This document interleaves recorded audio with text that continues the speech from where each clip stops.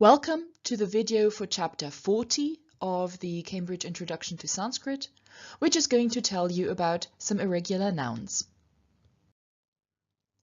More specifically, this video introduces the paradigms of four nouns that mostly employ regular consonant stem endings and that have stem gradation with the expected cases being strong and the expected cases being weak.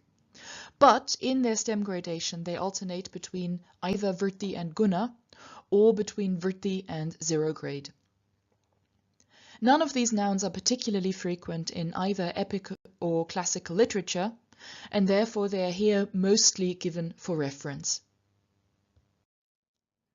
First of all, there is go, which can be masculine or feminine, and when it's masculine it means bull, and when it's feminine it means cow. Its strong stem stands in vritti, which is gau before consonants and gav before vowels, and its weak stem stands in guna, which is go before consonants and gav before vowels. It has two unexpected forms, namely the accusative singular and the accusative plural. In both of them, the u is dropped, giving us an accusative singular gam and an accusative plural gach. So overall, the paradigm is in the singular gauch, gauch, gam, gawa, gawe, goch, goch, gawi. In the dual gawau, gobjam, gawoch. And in the plural gawach, gawach, gach, gobich, gobjach, gobjach, gawam, goshu. Then we have dio, which is a feminine noun meaning sky. This actually has two versions, two paradigms. The first one, which is older, is greatly parallel to that of go. So we have the strong stem in vritti and the weak stem in guna. And we also have an accusative singular form in which the u has been dropped, giving us dyam, parallel to gam.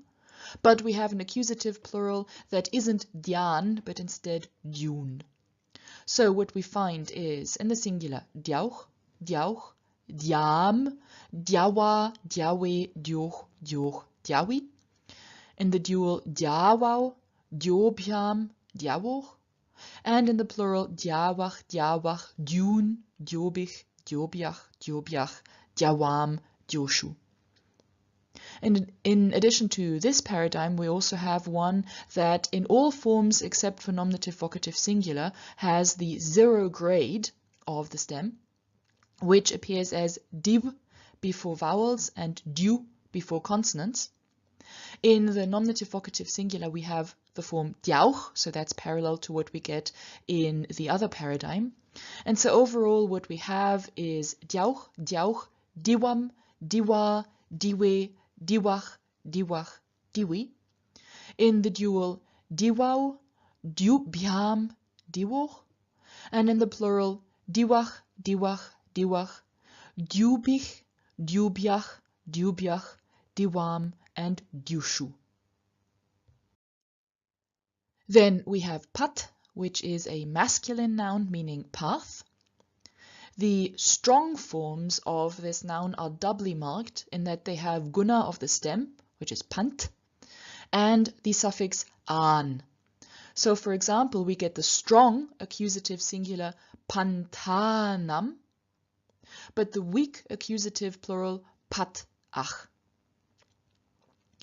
Notice that the nominative singular of this is pantach, and that the weak cases whose ending begins with a consonant adds I in between the stem and the ending. So we get forms such as pati bhyam or pati bich. The paradigm as a whole, therefore, is in the singular pantach, pantach, pantanam, pata, pate, patach, patach, pati. In the dual pantanau, pati bhyam and patoch. In the plural pantanach, pantanach, patach, patibich, patibjach, patibjach, patam, and patishu. Finally, we have the masculine noun puns, which means man. And this noun has three stems. The strong stem is pu mans, and the weak stem before vowels appears as pons, but before consonants appears as pum. Note that the nominative singular does not have the final S, so the stem poumans appears as puman. And note that the vocative singular has two possible forms, namely either puman or pumach. So overall, what we get is in the singular puman, then puman or pumach, pumansam, punsa, punse, punsach, punsach, punsi. Then in the dual, pumansau, pumpiam, and pumsoch. And in the plural, pumansach, pumansach, punsach, pumbich, pumbiach, pumpiach, pumsam, and punsu. The perhaps best way of familiarizing yourself with these 4 new nouns and all their different stems is to first of all memorize the meanings of these 4 words, and then to memorize their different stems. So for example, you should memorize pumans, pums, pum, meaning man.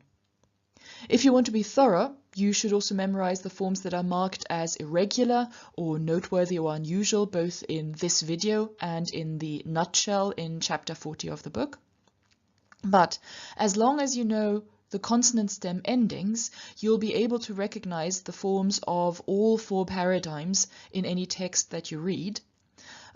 For dio and go, you also need to be aware of the fact that their ablative and genitive singular is not formed like a consonant stem. Here we have goch and dioch respectively, so basically like the ablative and genitive singular of a short U stem.